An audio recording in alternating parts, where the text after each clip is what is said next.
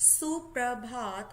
कक्षा तीसरी, विषय हिंदी, उपविषय पाठ 7, ऋतुएं, पाठ 11, अशुद्धि शोधन। पुस्तक का नाम गुलमोहर हिंदी पाठ्य पुस्तक व्याकरण। व्याख्यान 3 दोहराई। बच्चों, आज हम कक्षा में व्याख्यान 3 में पाठ 7 ऋतुएं तथा व्याकरण पाठ 11 अशुद्धि शोधन की एक बार फिर से दोहराई करेंगे। तो चलिए बच्चों, सबसे पहले पाठ 7 ऋतुएं कविता की दोहराई की शुरुआत करते हैं। सूरज तपता, धरती जलती, गरम हवा जोरों से चलती, तन से बहुत पसीना बहता, हाथ सभी के पंखा रहता। सूरज तपता, धरती जलती, गरम हवा जोरों से चलती, तन से बहुत पसीना बहता, हाथ सभी के पंखा रहता। इन पंक्तियों में गर्मी के मौसम के बारे में बताया गया है कि गर्मी के मौसम में सूरज तपता है और धरती जलने लगती है और गरम गरम हवाएं जोरों से चलने लगती है और शरीर से सभी के पसीना बहता है और गर्मी को दूर भगाने के लिए सभी के हाथ में पंखा रहता है। लो घनघोर घटाए छाई, टप टप टप टप बूंदे आई, बिजली चमक रही अब चमचम, लगा बरसने पानी झमझम। लो घनघोर घटाए छाई, टप टप टप टप बूंदे आई, बिजली चमक रही अब चमचम, लगा बरसने पानी झमझम।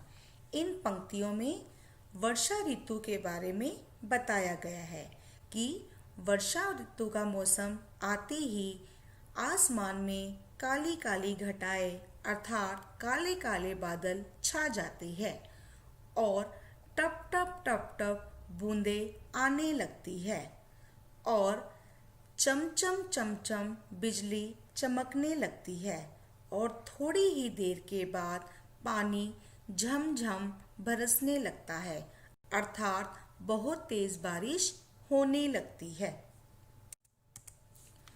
लेकर अपने साथ दिवाली, सर्दी आई बड़ी निराली, शाम सवेरे सर्दी लगती, पर स्वेटर से वह भक्ति। लेकर अपने साथ दिवाली, सर्दी आई बड़ी निराली, शाम सवेरे सर्दी लगती, पर स्वेटर से है वह भक्ति। तो इन पंक्तियों में सर्दी के मौसम के बारे में बताया गया है कि लेकर अपने साथ दिवाली, सर्दी आई बड़ी निराली। जो सर्दी का मौसम होता है अपने साथ दिवाली का त्योहार लेकर आता है। दिवाली का त्योहार आते ही सर्दी होने लगती है और सुबह से लेकर शाम तक इतनी तेज ठंड होती है कि जब तक हम ऊनी कपड़े नहीं पहनते तब तक वह हमसे दूर नहीं भागती है।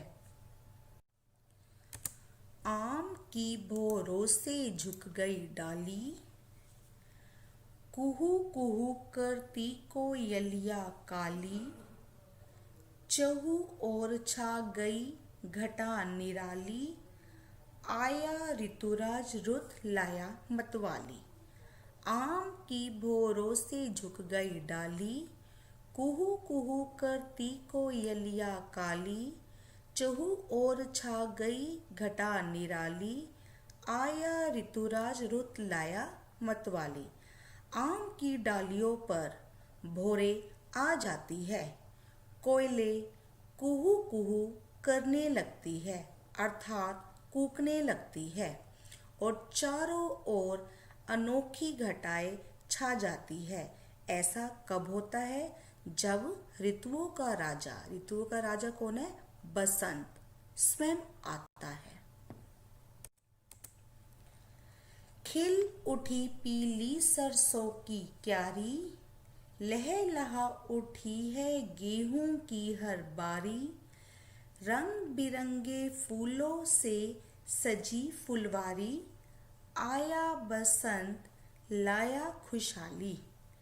खिल उठी पीली सरसों की क्यारी, लहलहा उठी है गेहूं की हर बाली, रंग बिरंगे फूलों से सजी फुलवारी, आया बसंत लाया फुलवारी। तो इन पंक्तियों में बसंत के मौसम के बारे में भी बताया गया है कि सरसों के खेत और गेहूं की बालियां लहलहाने लगती है और रंग बिरंगे फूल खिलने लगते हैं। तो इस ऋतु में सारा का सारा वातावरण खुशी से महकने लगता है। सीख।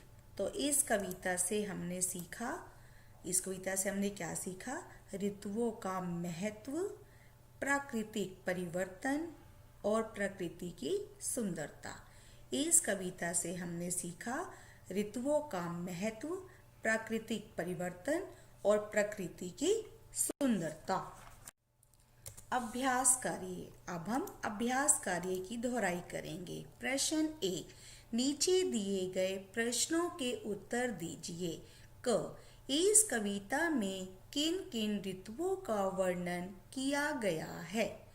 उत्तर, इस कविता में सर्दी, गर्मी, वर्षा, बसंत ऋतुओं का वर्णन किया गया है। अभ्यास करिए। प्रश्न 1, नीचे दिए गए प्रश्नों के उत्तर दीजिए। इस कविता में किन किन ऋतुओं का वर्णन किया गया है? उत्तर, इस कविता में सर्दी, गर्मी, वर्षा, बसंत ऋतुओं का वर्णन किया गया है।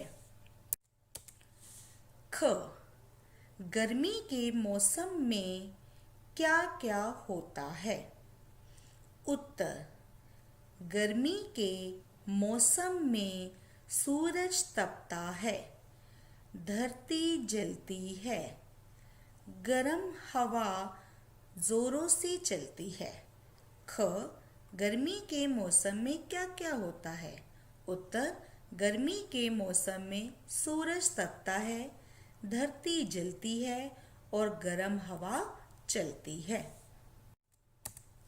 भाषा ज्ञान। अब हम भाषा ज्ञान की दोहराई करेंगे।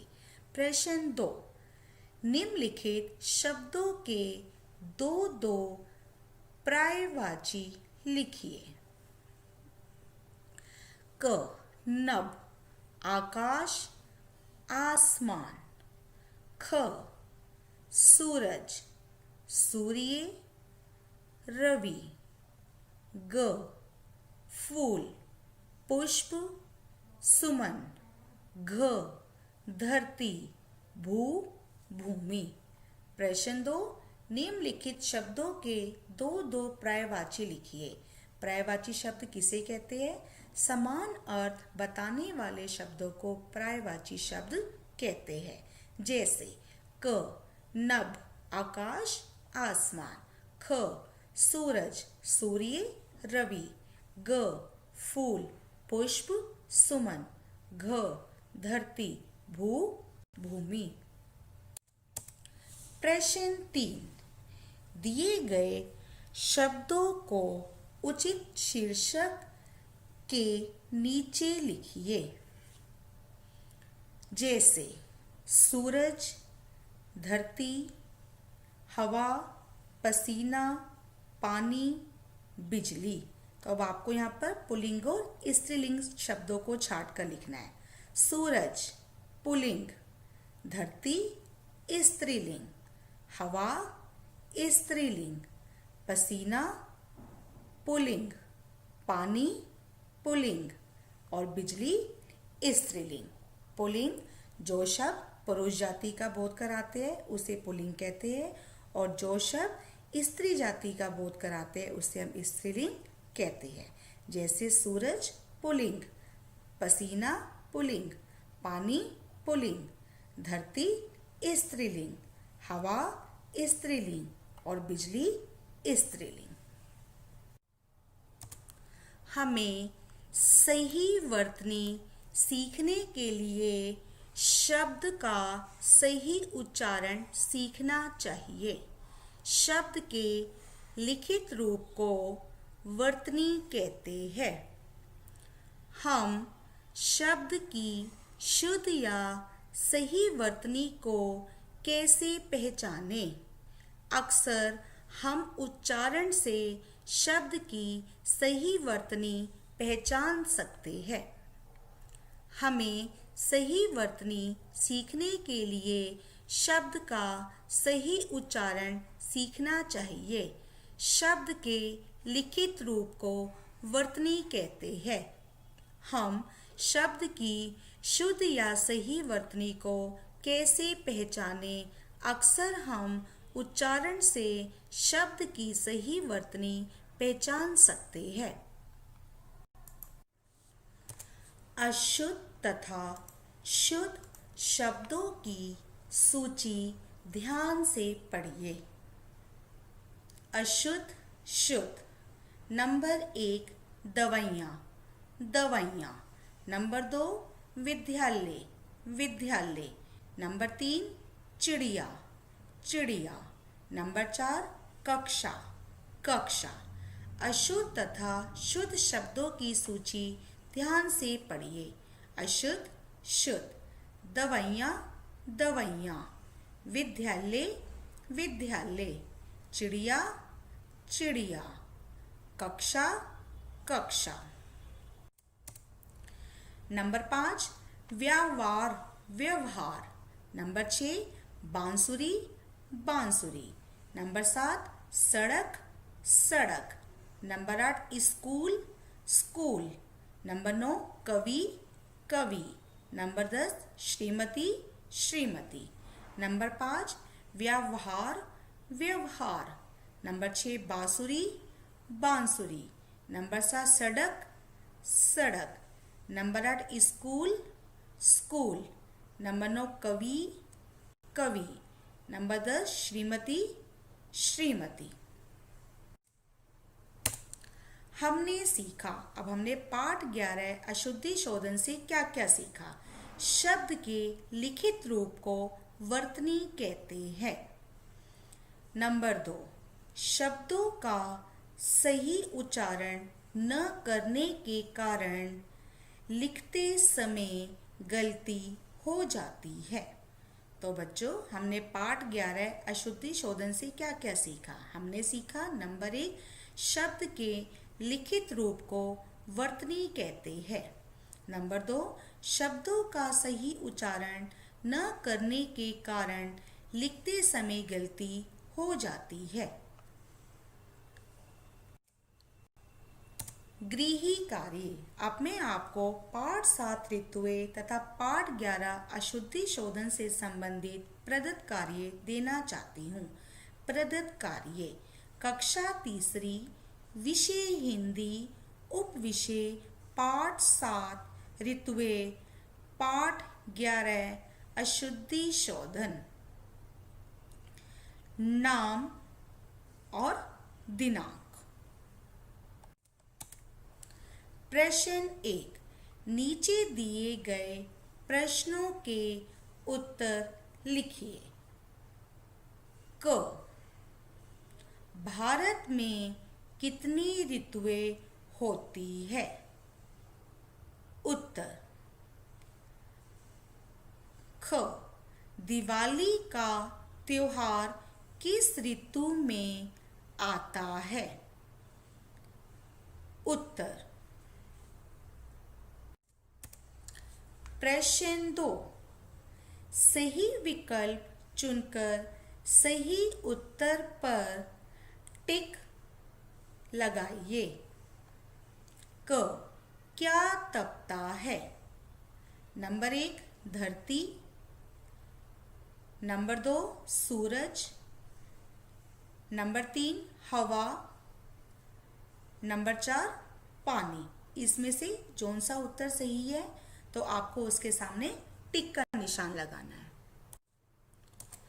ख, कब कब सर्दी लगती है। नंबर 1 सुबह, नंबर 2 शाम, नंबर 3 शाम सवेरे, नंबर 4 दोपहर। इसमें से जोन सा सही उत्तर है उसके सामने आपको टिक लगाना है। प्रश्न 3, विलोम शब्द लिखिए। क, शाम, ख, अधिक, ग, नया, घ, काला। विलोम शब्द, विलोम शब्द किसे कहते हैं? उल्टे अर्थ बताने वाले शब्दों को विलोम शब्द कहते हैं।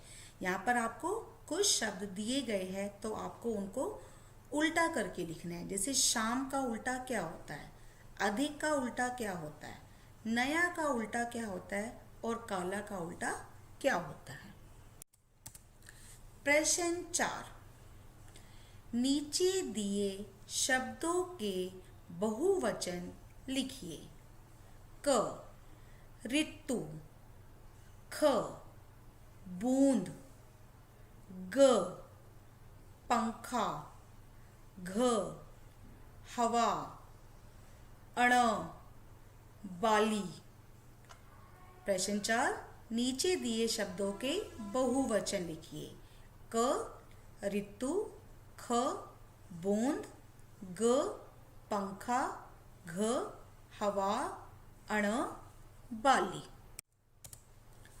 प्रश्न 5, नीचे दिए गए अशुद्ध शब्दों को शुद्ध करके लिखिए। जैसे अशुद्ध, शुद्ध। क, बीमारी, ख, विशेष, ग, आजाद, घ, कुआं, अण, कृपया। ये आपको सभी गलत शब्द दिए गए हैं, आपको इनको सही करके लिखना है। जैसे बीमारी, विशेष, आजाद, कुआं, कृपया। अब हम कक्षा में व्याख्यान 2 से संबंधित गृह कार्य की जांच करेंगे। कक्षा 3, विषय हिंदी, उपविषय पाठ 7 ऋतुएं। पुस्तक का नाम गुलमोहर हिंदी पाठ्य पुस्तक। व्याख्यान 2। गृह कार्य। हिंदी गुलमोहर पाठ्य पुस्तक पाठ 7 ऋतुएं कविता से संबंधित शब्द अर्थ कॉपी में लिखो। आशा करती हूँ कि आपने पाठ 7 ऋतुएं कविता से संबंधित शब्द अर्थ कॉपी में लिख लिए होंगे। शब्द अर्थ। नंबर 1 तपना, गर्म होना।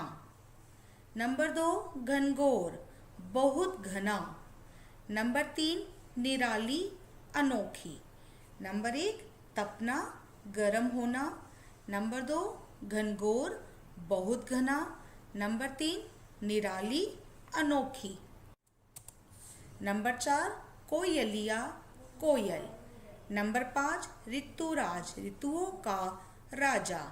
नंबर 6 तन, शरीर। नंबर 7 घटा, काले बादल। नंबर 8 भोर, आम की मंजरी।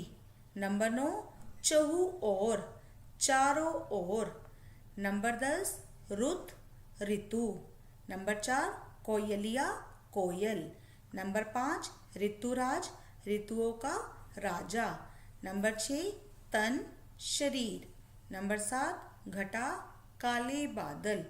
नंबर 8 बोर, आम की मंजरी। नंबर 2 चहु ओर, चारों ओर। नंबर 10 रुत, ऋतु।